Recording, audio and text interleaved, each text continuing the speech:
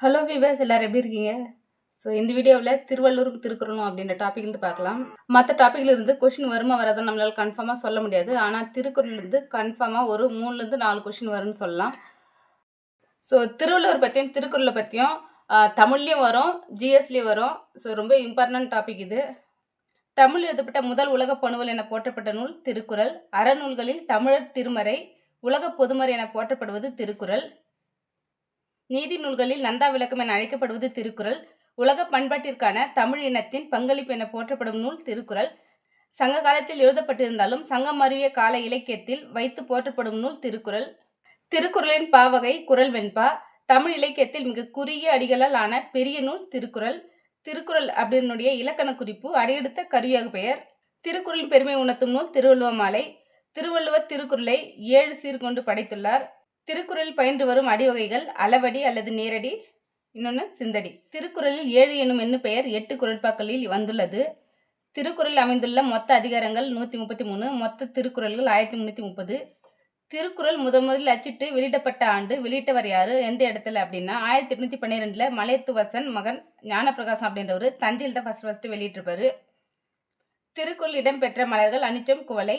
2 முறை இடம்பெறும் ஒரே அதிகாரம் குறிப்பறிதல். திருக்குறள் அரங்கேற்றம் மதுரை மீனாட்சி அம்மன் ஆலயம். கொம்பு எழுத்து இல்லாம 17 குறள் இருக்கு.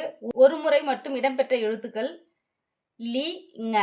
பயன்படுத்தாத ஒரே உயிரெழுத்து அவ்.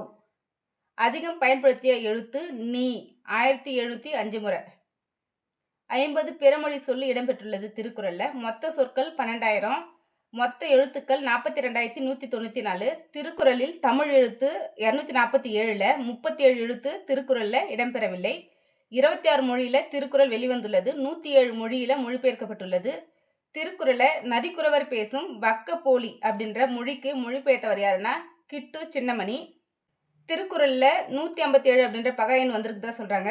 அதாவது ஒருமையில் அமைப்போல் 5 அடுக்கல் ஆற்றின் எழுமையில் ஏமாப்பு உடைத்து அப்படின்ற திருக்குறளை வர அந்த ஒருமையில் 5 அடுக்கல் எழுமையும் அப்படின்றது அந்த நம்பர்ஸ் எடுத்து அவங்க பகையன்னு சொல்றாங்க.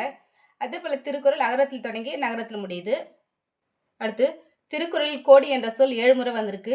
திருக்குறளில் இடம்பெறாத ஒரே எண் 9. திருக்குறளில் 70 கோடி அப்படின்ற சொல்லு ஒரு முறை மட்டும் வந்திருக்கு. திருக்குறளில் உடைமை என்னும் சொல் அமைந்த அதிகாரங்களுடைய எண்ணிக்கை 10. திருக்குறளில் குறிப்பிடும் ஒரே பழம் நெருஞ்சி பழம். திருக்குறளில் குறிப்பிடும் ஒரே விதை குன்றின்மணி. திருக்குறளில் இடம்பெறும் மரம் பனை மூங்கில். திருக்குறளுக்கு முதல்ல உரை எழுதியவர் மணக்குடவர் உரை தான். அவருடைய உரை அறம் பொருளுக்கு மட்டும்தான் நம்மளுக்கு கிடைச்சிருக்கு. மிக சிறந்த உரைனா பரிமளழகர் உரை. காலத்தால் பிந்திய உரை அப்படின்னாலும் இறுதி உரை அப்படின்னாலும் பரிமளழகர் உரை தான்.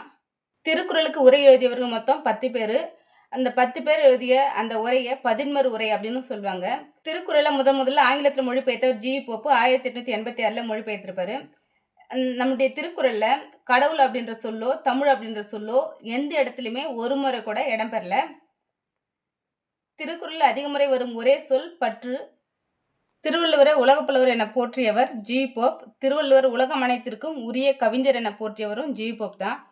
திருவள்ளுவர் ஆண்டு கிமு 31 அப்படின்னு பல ஆய்வுகளுக்கு பின்னு வரையறுத்து கூறியவர் யாருன்னா மறைமலை அடிகள்.